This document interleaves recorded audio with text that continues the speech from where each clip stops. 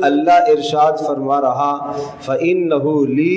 وَأَنَا أَجْزِي بِهِ، اس لیے کہ بندہ روزہ میرے لیے رکھ رہا ہے اور اس کا بدلہ میں خود دوں گا۔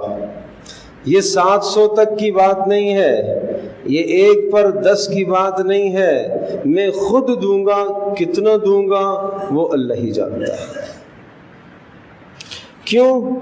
اب اگلا جملہ سنیے گا، کیوں؟ اس لیے فرمایا کہ روزے دار یدعو طعامہ، کھانے کو چھوڑتا ہے، تو صبح سے لے کر شام تک سارے کے سارے روزے دار کھانا پینا چھوڑ دیتے ہیں۔ یہ تو سبھی چھوڑتے ہیں نا۔ اب اگلا جملہ سنیے گا، یدعو طعامہ وشہوتہ، اور اپنی خواہش کو بھی چھوڑ دیتا ہے، خواہش کو چھوڑ دیتا ہے، جنسی تسکین بھی مراد ہے، خواہش کو چھوڑ دیتا ہے، دل چاہ رہا ہے جھوٹ بولوں مگر چھوڑ دیتا ہے جھوٹ بولوں، دل چاہ رہا ہے بد نظری کروں مگر اس چاہت کو چھوڑ دیتا ہے، دل چاہ رہا ہے کسی کو گالی دوں مگر اللہ کی رضا کے لیے اس خواہش کو چھوڑ دیتا ہے، ہر گناہ والی چاہت اور خواہش کو چھوڑ دیتا ہے۔ گناہ کی خواہش اندر جو اٹھتی ہے اس خواہش کو چھوڑتا ہے، تو تب اس روزے کا یہ ثواب ہے کہ یہ میرے لیے ہے اور میں خود ہی اس کا بدلہ دوں گا، یہ میرے لیے ہے اور میں خود ہی اس کا بدلہ دوں گا۔ تو میں یہ عرض کر رہا ہوں کہ روزہ تو ہوگا، سبھی رکھتے ہیں، مگر روزے کے کچھ تقاضے ہیں۔ اب ایک دوسری حدیث میں ذہن نشین فرمائیے، بخاری شریف کی روایت ہے، پیارے رسول صلی اللہ علیہ وسلم نے ارشاد فرمایا، من صام رمضان ایمانا واحتسابا غفر له ما تقدم من ذنبه، جس نے رمضان کا روزہ رکھا ایمان کی حالت میں، ایمان، اللہ پر توکل، اللہ پر بھروسہ، اللہ کا حکم سمجھ کر،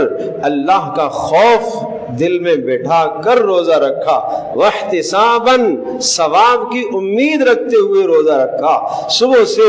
جب سحری کھائے اس وقت بھی دل میں یہ خیال ہو اس پر اللہ اجر دے گا، شام جب افطار کرے تب بھی دل میں خیال ہو اس پر اللہ اجر دے گا، ثواب کی امید رکھے تو کیا ملے گا؟ غفر له ما تقدم من ذنبه،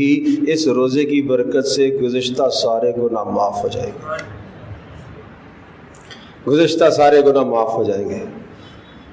اب تیسری بات ذہن نشین فرمائیے روزے سے متعلق، روزہ تو رکھا مگر روزے کے تقاضوں کا خیال نہ کیا،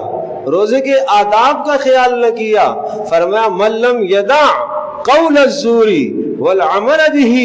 فلیس للہ حاجۃ ان یدع طعامہ وشرابہ، جس آدمی نے جھوٹ نہیں چھوڑا، جس آدمی نے لغو اور بیہودہ کام نہیں چھوڑا، اللہ پاک کو اس آدمی کے روزے کی کوئی پرواہ نہیں ہے، یہ بھوکا رہے یہ پیاسا رہے، اللہ کو اس کے روزے کی کوئی پرواہ نہیں ہے، کوئی اللہ کے ہاں اسے اجر نہیں ملے گا، کیونکہ روزے کے تقاضوں کو پورا نہیں کر رہا۔ تو یہ 3 حدیثیں میں نے آپ کے سامنے روزے سے متعلق بیان کی ہیں۔ پہلی حدیث کہ ہر عمل کا ثواب 700 گنا ہے مگر روزے کا ثواب اللہ خود عطا کرے گا۔ دوسری حدیث کہ جس نے ایمان اور ثواب کی امید سے روزہ رکھا اس کے گزشتہ گناہ معاف ہو جائیں گے۔ تیسرا کہ جس نے روزہ رکھ کر بیہودہ باتوں کو اور جھوٹ کو نہیں چھوڑا، اللہ کو ایسے شخص کے روزے کی کوئی ضرورت نہیں۔